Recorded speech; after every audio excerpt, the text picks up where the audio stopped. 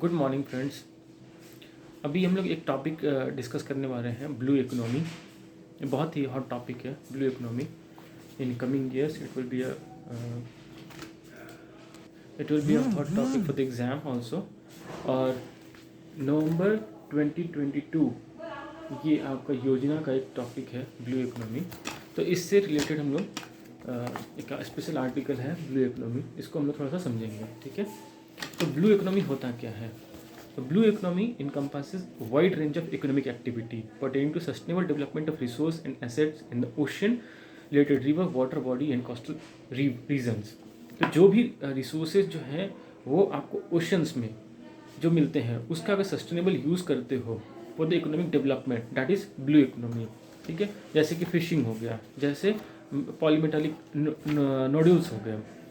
और क्यों ज़रूरत पड़ रहा है कि अब ओशन में हम लोग को जाना पड़ रहा है, क्यों रिसोर्सेज हम लोग अब गवर्नमेंट जो है वो आपको पोटेंशियल देख रही है कि ओशंस में रिसोर्सेज हो रहा है। क्योंकि क्या है ना कि लैंड जो है वो तो फिक्स है, लेकिन पॉपुलेशन इंक्रीज हो रहा है। तो पॉपुलेशन इंक्रीज होगा, रिसोर्स तो लिमिटेड है। जब रिसोर्स लिमिटेड है और पॉपुलेशन ज़्यादा है तो प्रेशर पड़ेगा लैंड के रिसोर्सेज पे।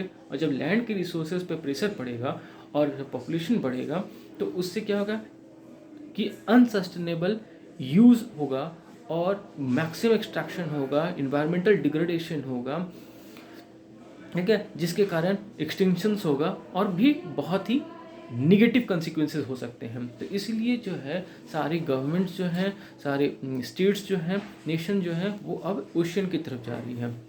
तो एक तरफ से देखा जाए तो इंडियन गवर्नमेंट इंडियन ओशन को बहुत ही एक अपॉर्चुनिटी की तरफ से देखती है, क्योंकि इंडियन ओशन जो है वो थर्ड लार्जेस्ट वाटर बॉडी है in terms of area. 68.5 million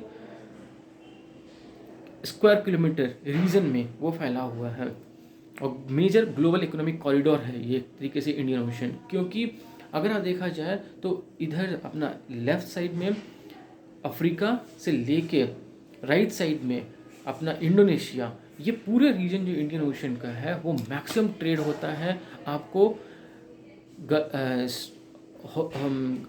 Hormoz, straight of Hormuz से लेके आपको स्ट्रेट ऑफ मलाक्का, ये जो दो चोक पॉइंट हैं, ये दो चोक पॉइंट के बीच में है मैक्सिमम ट्रेड का अकर होता है। अच्छा ठीक है, ये दो स्टेट पॉइंट ये हो गया आपको दो चोक पॉइंट स्टेट्स हो गए। अच्छा आप मुझे बताएंगे कि गल्फ ऑफ आदेन कहाँ है, बब अल मंदाब स्टेट कहाँ है, गिब्राल्टर स्टेट कहाँ है, ये तीन चीज़ कहाँ है, इसका लोकेशन आप कमेंट बॉक्स में दे सकते हैं। और अगर नहीं पता तो I will discuss in next video. अच्छा ब्लू इकोनॉमी क्यों इम्पॉर्टेंट है? तो इंडियन ओशन रीम एसोसिएशन के द्वारा कहा जाता है कि blue economy is very important for the coming years, for the sustainable development.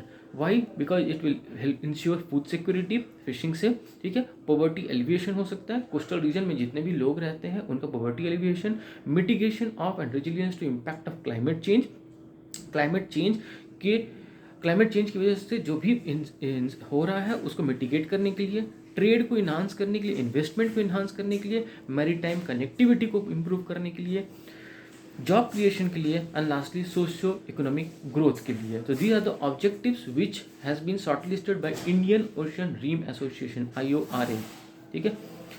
अच्छा इंडियन गवर्नमेंट जो है वो ब्लू इकोनॉमी को क्यों फोकस कर रही है? क्योंकि ब्लू इकोनॉमी जो है it contributes 4% to the GDP। How much? 4%। And even during the covid period this blue economy resulted into the export of $7.2 billion. So this is a major huge revenue generating sector, and that's why the government is also focusing on the blue economy. Okay, so what are the two most important component of blue economy? One is fishing and another is mineral. Fishing, let's talk about the fishing first.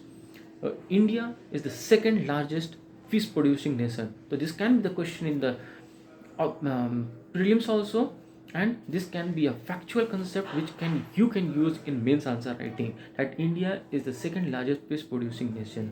Okay, and fishing and India coast line कितना है total? तो 517 kilometre का coast line है।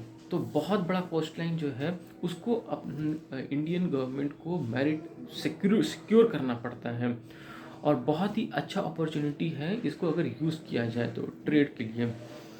Total कितने ports हैं, अगर ports देखा था तो 200 पोर्ट्स हैं, जिसमें कि 12 मेजर पोर्ट हैं, और सारे पोर्ट पे मैक्सिमम ट्रेड हैपनिंग होता है, ट्रैफिक बहुत ज़्यादा होता है। लेकिन अगर पूछा जाए कि मैक्सिमम ट्रैफिक कहाँ होता है, मैक्सिमम ट्रैफिक कौन सा पोर्ट हैंडल कर रहा है, तो वो है Mormugao port. Now let's talk about Mormugao port. Mormugao port है कहाँ, तो इसको भी आप कमेंट में देंगे, ठीक है।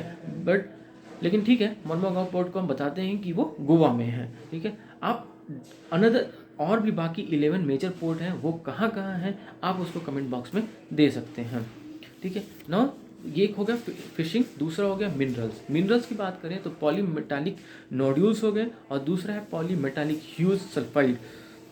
1985 में इंडियन गवर्नमेंट को में एक्सक्लूसिव राइट है एक्सप्लोर करने के लिए पॉलीमेटालिक नोड्यूल्स, कहाँ पे, सेंट्रल इंडियन ओशन में, ठीक है।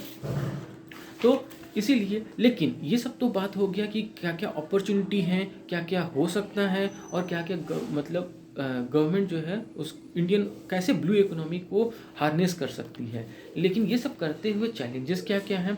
चैलेंजेस है कि इन्वायरमेंटल डिग्रेडेशन होता है, क्यों, क्योंकि डीप सी माइनिंग होता है। डीप सी माइनिंग होगा क्योंकि मेटालिक नूडल्स निकालोगे आप, तो उसमें डीप सी माइनिंग करना पड़ेगा, और उसके इन्वायरमेंटल डिग्रेडेशन होगा। वहाँ का जो फिश होगा, वहाँ जो मरीन रिसोर्सेज होंगे, मरीन अपने स्पीसीज होंगे, वो अफेक्टेड होंगे, क्योंकि बहुत बड़ा मशीन रहेगा, जिसके कारण साउंड पोल्यूशन होगा, जिसके कारण वहाँ के मरीन रिसोर्सेज बहुत ही ज़्यादा अफेक्टेड होते हैं।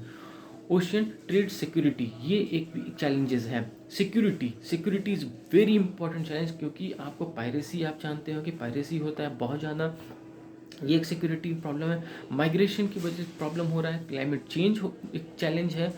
Energy security, this is also a major challenge.